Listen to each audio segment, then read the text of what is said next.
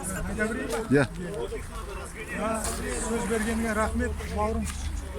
Біз міне қазір халықтың бәрі оянып жатыр. Ол дұрыс, оянуымыз керек.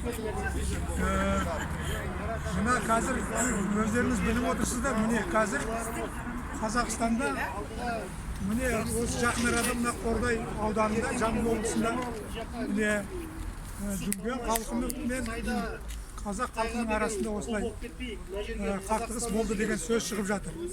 Бұның шындығында қарап отырсақ, бұның осыдан біраз бұрын мына Америка құрама штатының хатшысы Майк Помпео келіп кеткен болатын.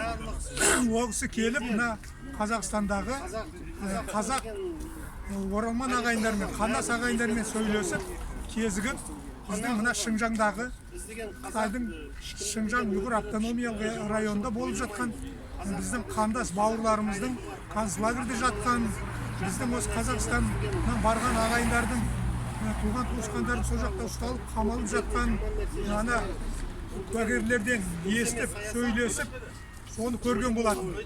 Яғни мына Қытай Халық Республикасы мына қазақ ұлтын, аз ұлтты халықтарды, ұйғырларды, қырғыздарды, татарларды, басқа ұлттарды ана саяси түзету лагерлеріне қамап, солайша айтқанда концлагерьде ұстап, заңсыз қамап отыр.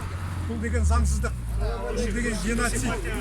Соны Помпео мырза өзінің құлағымен естіп кетті мына ағайындармен. Соны ақтау үшін біздің мына билік, диктаторлық билік өздері провокация жасап, арандатушылық жасап, мына қазақ халқы мен ұйғыр диаспорасының арасында от тастап, өздері сондай арандатушылық жасап отыр. Бұны солай түсіну керек. Бұны аяқ астынан қазақ жай қалғаны қаншама магазиндерді өртеп, машиналардың бәрін өртеп, үйді өртеп, оны қалай аяқ астынан ол пайда болады? Бұның бәрі ойланып, алдын ала жоспарланып жасалған біздің ұлттық қауіпсіздік комитетінің, біздің биліктің құйдырғы әрекеті. Соны білу керек. Ал біз көпұлтты мемлекетпіз деп жатырмыз. Шындығында солай шығар. Бірақ негізгі бұл титульный халық біздің қазақ халқы. Олар басқа ұлттар қазақ халқын сыйлау керек. Оның тілін білу керек. Сонда біз жақсы өмір сүреміз. Сондықтан біз мәселе ұлтаралық емес, бұны біздің билікті кетіру керек. Билік дұрыс емес.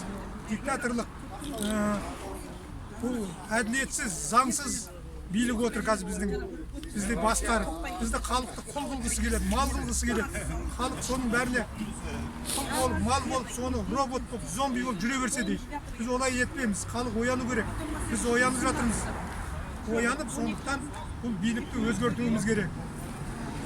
Соны білуіміз керек. Рахмет тыңдағандарыңызға.